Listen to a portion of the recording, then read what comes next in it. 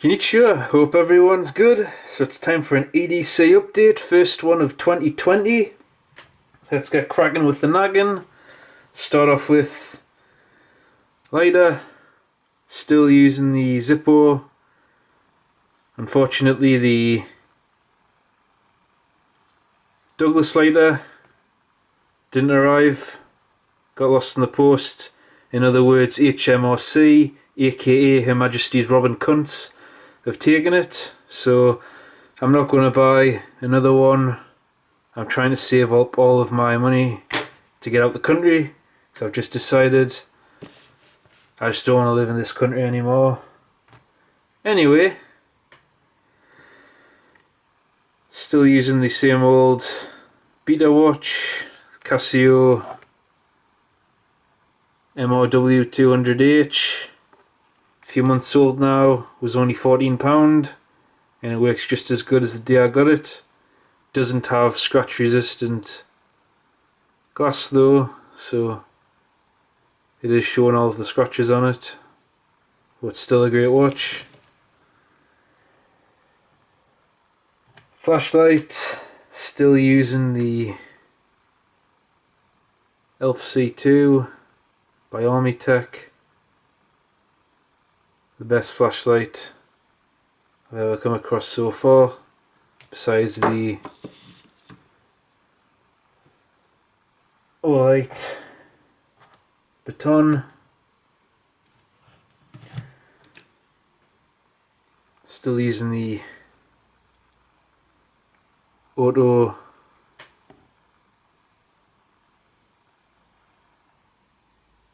No Knock.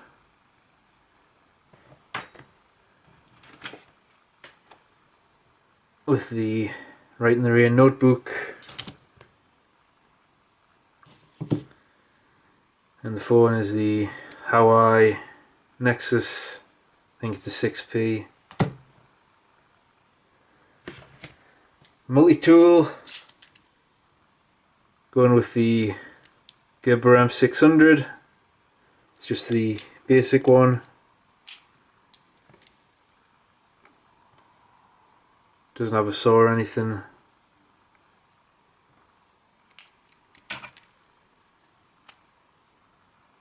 But it's still a very useful tool.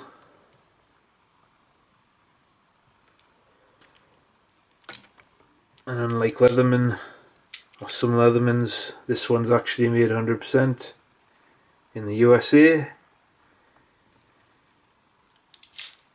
If that's the sort of thing you care about.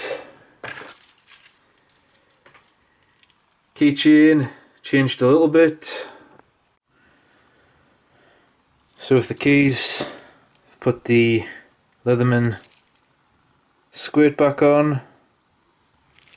Still got the Bokeh Plus pry tool,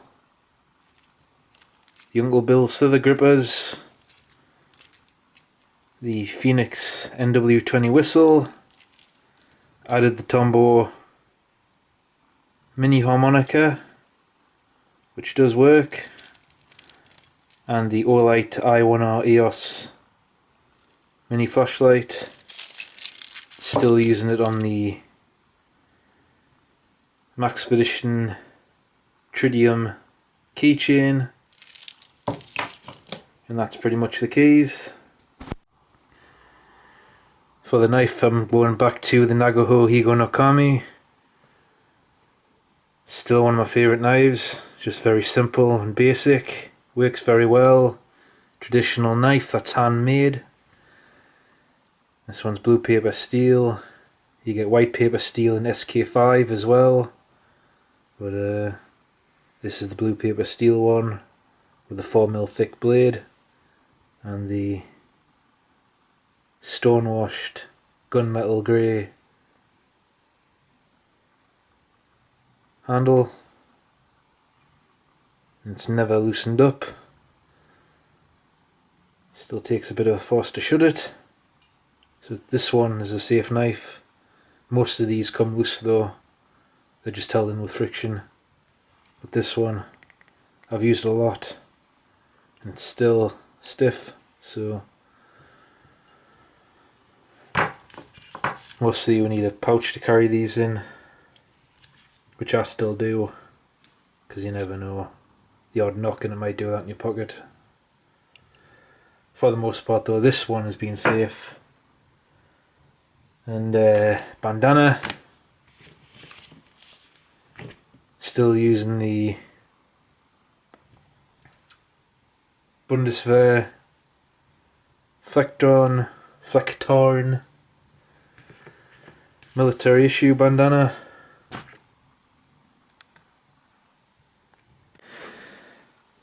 So the bag is still the Czechoslovakian M60, but it's got a Swedish twist to it right now.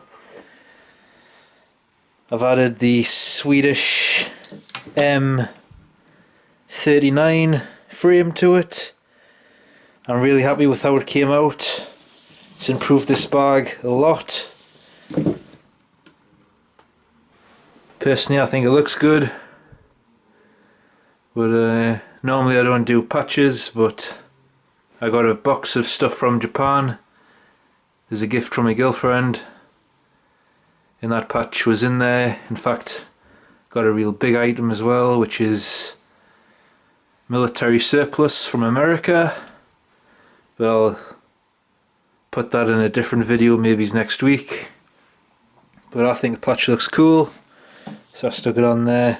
Normally I don't put patches on stuff, but it's just a Mount Fuji patch, and I've got a Britain and Korean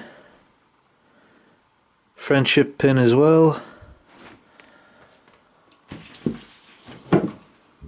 I haven't been to work in a few days with the holidays, so I haven't got a lot of crop in here. Just mainly been doing a lot of walking and stuff. So all I've got in here. Another gift that came in the box from Japan is a Fjallraven beanie, which is really nice, 100% wool, thick.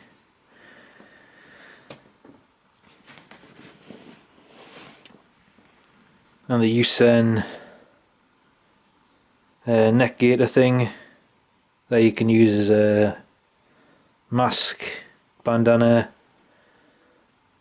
beanie, and a few other things, kind of like a buff. And that's all that's in there.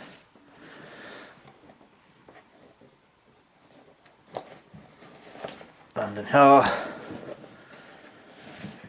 just got some military wool gloves, the power bank,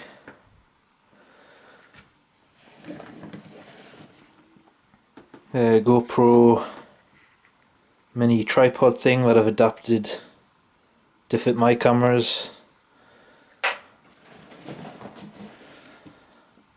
and the Phoenix TK12 just as a backup flashlight. And that's all that's in them pockets.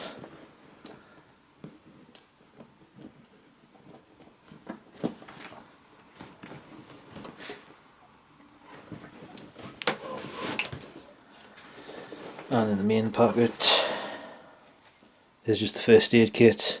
Nothing's changed with this, so I won't bother going into that. But that's it. The only problem I've had with this bag is I was running through the woods a few weeks back, and this buckle on the other side was rotten a bit, and a tree branch hit here and I ripped it off. So I've had to take these rivets off of the other side, and for now I've just threaded some paracord through to create a loop. But I've had to cut the waist strap off here to make another one of these for this side. But I'm going to get some nuts and bolts, and I've got to fix that to look like this. And I've taken the rubber, not the rubber, the thin leather straps which come off here, which are your shoulder straps, and these ones are for your belt or gun belt. So I've been just using these as the straps, and once I've fixed this I'll put the thin straps back on and then wear it as it should be worn. Unfortunately I don't have the waist strap on this anymore. I had to cut it off to make the bit for this, but I can easily make another waist strap for it, so it's not a big deal. It's one of the reasons why I love military surplus gear. It's just very easy to modify and fix. I was going to do that today. I went to the DIY store. I forgot that it's Christmas Eve today, so the DIY store closed just as I was walking up to it. The shutters were going down, so that was annoying, but I'll have to wait until next week now to go back and fix that. But that's my ADC for this month. Thanks for watching the channel.